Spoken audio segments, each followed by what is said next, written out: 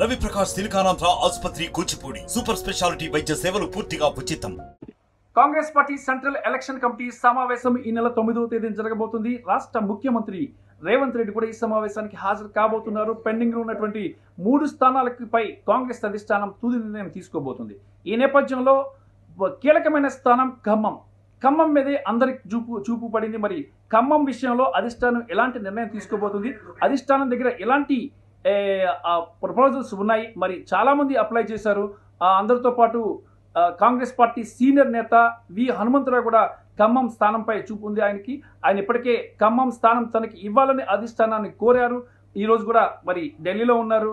Congress high command మరోసారి కలవబోతున్నారు. ఎందుకంటే 9వ తేదీతో ఇక తెలంగాణ ఎంపీ సీట్లన్నీ కూడా సీట్లకు సంబంధించి తుది నిర్ణయం జరగబోతుంది. కాబట్టి ఆయన అధిష్టానాన్ని కలిసి తన చివరి ప్రపోజల్ని పెట్టబోతున్నారు. మరి అధిష్టానం ఏం చేయబోతుంది, హనుమంతరావుకి అవకాశం ఇస్తుందా లేదా వేరే వాళ్ళకి అవకాశం ఇస్తుందా, ఏం చేయబోతుంది ఖమ్మం స్థానానికి?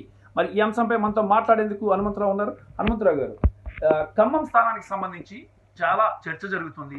ఒకవైపు బీసీలకు ఇవ్వాలని అడుగుతున్నారు, మరోవైపు ఇంకొక స్ట్రాంగ్ డిప్యూటీ సీఎం కానీ ఇంకా కొంతమంది మంత్రులు కానీ వాళ్ళ భార్యలకి వాళ్ళ చుట్టాలకి బంధువులకి ప్రయత్నం చేస్తున్నారు. ఏమంటారు దీని మీద మీరు? చూడండి, 2019 ఎన్నికల్లో ఎవరు కూడా అడగలే. నేను ఫస్ట్ అడిగింది, ఫస్ట్ అప్లికేషన్ పెట్టింది నేను. ఈవెన్ రేణుకా చౌదరి గారు కూడా అప్లికేషన్ పెట్టలే, ఆమెకి ఇచ్చారు. సరే, కారణం వల్ల ఓడిపోయింది. కానీ నేను అప్పటి నుంచి, ఎందుకంటే రాజీవ్ గాంధీ గారు ప్రధానమంత్రి ఉన్నప్పుడు ఖమ్మం ప్రాంతంలో 2 సార్లు వచ్చారు. ఒకసారి ట్రైబల్ ఏరియాలో వచ్చారు, ఒకసారి ఫ్లడ్స్ ఎఫెక్టెడ్ ఏరియాలో వచ్చారు. ఆనాడు ఎన్టీ రామారావు గారు ముఖ్యమంత్రి, అదేవిధంగా జలగం వెంకటరావు గారు పిసిసి అధ్యక్షులు. మేము ముగ్గురమే ట్రైబల్ ఏరియాలు తిరిగినాం, అదేవిధంగా ఫ్లడ్ ఎఫెక్టెడ్. ఆనాటి నుంచి నా మనసులో ఒక ఆలోచన, ఒక విధమైనటువంటి కాన్సెప్ట్ ఏముందంటే, రాజీవ్ గాంధీ గారు నాకు ముఖ్యమంత్రి స్థాయి కూడా తీసుకొచ్చిపోయిండు.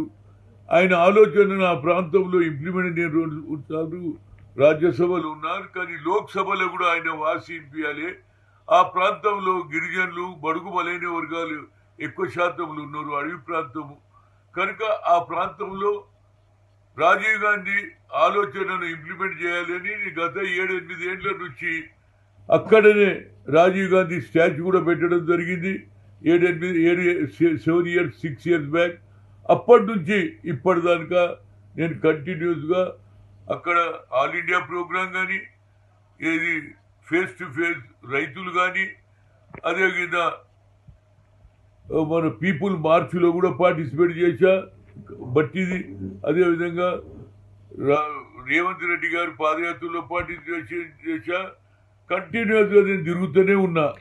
హనుమంతరావు గారు, అయితే ఇక పార్టీలో వేరే పార్టీ నుంచి ఇక్కడికి వచ్చిన వాళ్ళే కానీ, పార్టీలో ఉన్న వాళ్ళే కానీ స్ట్రాంగ్గా వాళ్ళ కుటుంబ సభ్యులకి ఇవ్వాలనుకుంటున్నారు. మరి మీరు సీనియర్ నేత, అధిష్టానం మీకు ఏమైనా హామీ ఇచ్చిందా ఈ ఖమ్మం సీట్కి సంబంధించి? చూడండి, హామీ క్వశ్చన్ ఉండదండి. నేను పని చేస్తున్నా, నేను న్యాయమైన. రాహుల్ గాంధీ గారు ఏమో న్యాయ యాత్ర తిరిగాడు, న్యాయం చేయమని అడుగుతున్నా. ఇక నేను అంతకంటే ఏమడుగుతాను? నేను ఎవరి మీద? రాహుల్ గాంధీ గారు ఇప్పుడు న్యాయయాత్ర చేశాడు, కన్యాకుమారి నుంచి కాశ్మీర్ దాకా తిరిగాడు. బడుగు బలైన వర్గాల గురించి నా కాన్సెప్ట్ కూడా వాళ్ళ నాన్నెంబడి పనిచేసిన ఆయన కూడా సోషల్ జస్టిస్, నేను కూడా సోషల్ జస్టిస్. కనుక పేద ప్రజలకు కూడా ఆయన నిన్న తుక్కుగూడలో ఇచ్చిన స్పీచ్ కూడా ఎట్లున్నది, మళ్ళీ ఇందిరాగాంధీ గుర్తుకొచ్చిండు. ఇందిరాగాంధీ ఆలోచనలో ఆయన ఇందిరాగాంధీ మనమడుగా మాట్లాడినట్టు కనిపిస్తుంది. కనుక ఆయన ఆలోచన తప్పనిసరిగా న్యాయం జరుగుతుందని నేను చెప్పగలుగుతాను. ఎందుకంటే ఆయన నిన్న ఓన్లీ పేదోళ్ళ గురించే మాట్లాడిండు. పేదోళ్ళు ఎన్ని రోజులు అనగదొక్కబడతారు, వారికి సరి అయిన న్యాయం చేస్తా అన్నప్పుడు నాకు కూడా న్యాయం జరుగుతుందని నేను అనుకుంటాను. మీరు ఖమ్మం ఒకటే పట్టుబడుతున్నారా? ఇంకా కరీంనగర్ కూడా ఉంది.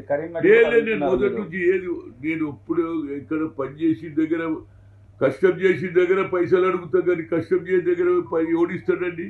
నేను ఈడ కష్టం చేసిన, ఈడ పని చేసిన, ప్రజలకు ఉపయోగపడుతున్నా. కానీ నేను మొదటి నుంచి కూడా ఈవెన్ నేను రాజ్యసభ కూడా అడగలే. నేను ఆ ప్రాంతంలో అభివృద్ధి చేయాలి, నా వాయిస్ రాజ్యసభలో వినిపించాను, ఒకసారి లోక్సభలో వినిపించాలనేది నా ఉద్దేశం. మరి మంత్రులు ఉప ముఖ్యమంత్రులు అడ్డుపడుతున్న నేపథ్యంలో మరి మీకు సీటు దక్కుతుంది అనుకుంటున్నారా? చూడండి, ఇక అది హైకమాండ్ నిర్ణయం. నాకు వాళ్ళకొక్కటే తెలుసు, నేను అందరి లెక్క బ్లాక్ మెయిలర్ కాదు, భయపెట్టించేటోని కాదు. సత్యవరకు కాంగ్రెస్లో ఉంటా. హైకమాండ్ తప్పనిసరిగా నన్ను కన్సిడర్ చేస్తే నా ఇది న్యాయమైన ఆలోచన, న్యాయమైన కోరిక. నన్ను ఎవరు నన్ను అడుగువను. ఎక్కడ కూడా ఇదే డిస్కషన్. అరే హనుమంత్ అన్నటువంటి వారికి అన్యాయం జరుగుతుంది అనేది జనంలో పోయింది. అక్కడ ప్రజలే అంటున్నారే, ఆల్రెడీ వాళ్ళకి పదవులు ఉన్నాయి. ఓ డిప్యూటీ సీఎం ఉన్నారు, ఒక ఆయన రెవెన్యూ మినిస్టర్ ఉన్నాడు, ఇంకో ఆయన మినిస్టర్ ఉన్నాడు. మళ్ళీ వాళ్ళ కుటుంబాలకు ఇస్తే మరి మిగతా కార్యకర్త మొదటి నుంచి హనుమంతరావు గారు కార్యకర్తల గురించి కొట్లాడతాడు, న్యాయం గురించి కొట్లాడతారు. కాబట్టి అక్కడ ప్రజలే కోరుతున్నారు హనుమంతరావుని వస్తే మేము గెలిపించుకుంటామని అంటున్నారు. చూడాలి ఇక మరి రేవంత్ రెడ్డి గారు ఏం చేస్తారు అనేది. ఎందుకంటే నేను రేవంత్ రెడ్డి గారికి ఏది ముఖ్యమంత్రి అప్పుడు నేను చెప్పిన, ఎవరైతారంటే ఆయన కష్టపడ్డాడు, బాగా తిరిగాడు, ఆయన అవుతాడని చెప్పాను. ఇక అందులో కొందరికి భేదాభిప్రాయాలు ఉంటుండొచ్చు, కానీ నేను మాత్రం వాస్తవాలు మాట్లాడుతూని న్యాయమైన కోరిక చెప్పిన.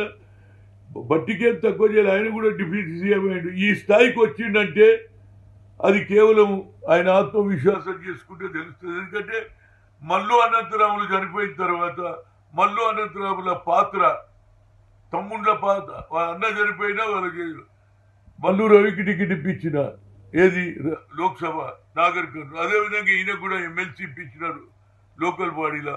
తర్వాత సిఎల్పి లీడర్ కూడా కొట్లాడి వేణుగోపాల్ చెప్పిన, సార్ కేసీఆర్ చెప్పిండు, ఏమన్నాడు కేసీఆర్, నేను ఒక హరిజన్ ముఖ్యమంత్రి అన్నాడు, ఆయన చేయలే. అట్లీస్ట్ ఇవాళ 19 మంది గెలిచారు, మీరు సిఎల్పి లీడర్ బట్టి చేస్తే బాగుంటుందని చెప్పినోని నేను. కనుక తప్పనిసరిగా న్యాయం జరుగుతుందని ఆశిస్తున్నా. రాహుల్ గాంధీ కూడా న్యాయయాత్ర చేశాడు. రాహుల్ గాంధీ కూడా పేద ప్రజల గురించి మాట్లాడుతుండు. అయితే హనుమంతరావు గారు, ఇక్కడ మీకు ప్రధానమైన అడ్డంకి మల్లు బట్టి విక్రమార్కేనా? చూడు, నేను ఎవరినన్నా ఆయనకు సాయం చేసిన అన్న, నేను వాళ్ళిద్దరికి ఏం సాయం చేయలేదు. వాళ్ళు కొత్తగా వచ్చి నేను ఎట్లంట ఈయనకు సాయం చేసినా ఆయన కూడా సాయాన్ని మర్చిపోకుండా న్యాయం చేస్తాడని అడగగలుగుతా. కానీ ఇంకెవరైనా ప్రధానమైన అడ్డంకి ఉందా మీకు? సీట్ అడ్డంకి ముగ్గురు అడుగుతుంటే ఇంకా అడ్డంకి ఏమున్నదండి? ముగ్గురు అడుగుతున్నారు. ఆడ రేణుకా చౌదరి అడిగింది, కానీ ఆమెకు రాజ్యసభ ఇచ్చిండ్రు. ఇప్పుడు అడ్డంకి ముగ్గురే ఉంటారు కదా. ముగ్గురుట్లో నేను వాళ్ళిద్దరిని అడగలేను. ఎందుకంటే వాళ్ళు కూడా ఆలోచన చేయాలి. పోయి హనుమంతరావు సీనియర్ నాయకుడు అని నేను అడిగే హక్కు బట్టి మీద ఉన్నది.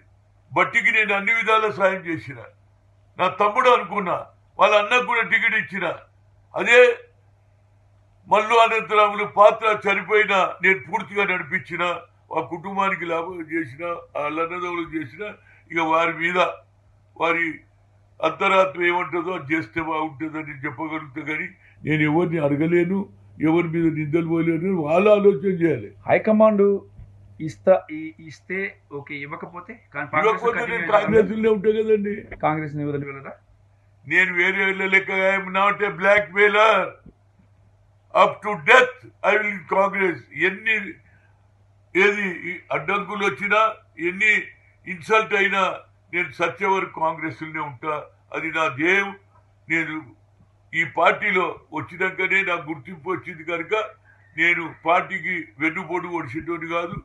కానీ హైకమాండ్ కూడా న్యాయం గురించి రాహుల్ గాంధీ గారు తిరుగుతున్నాడు కాబట్టి నాకు న్యాయం జరగాలనే ఆలోచన నాది. Thank you. ఇక ఇది పరిస్థితి. హైకమాండ్ తన విషయంలో న్యాయం చేయాలి. కాంగ్రెస్ పార్టీని నమ్ముకొని ఉన్నా, నేను బ్లాక్ మెయిలర్ని కాదు, చచ్చే వరకు కూడా కాంగ్రెస్ పార్టీతోనే ఉంటానంటూ కూడా హనుమంతరావు చెప్తున్నారు. అలాగే బట్టి విక్రమార్క కూడా ఉప ముఖ్యమంత్రి ఆలోచించాలి.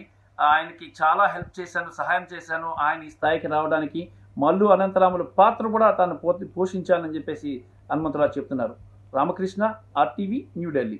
మరిన్ని వీడియోస్ కోసం ఛానల్ ని సబ్స్క్రైబ్ చేయండి. లేటెస్ట్ అప్డేట్స్ కోసం వాట్సాప్ ఛానల్ ని ఫాలో చేయండి. అండ్ లింక్ డిస్క్రిప్షన్ లో ఉంది.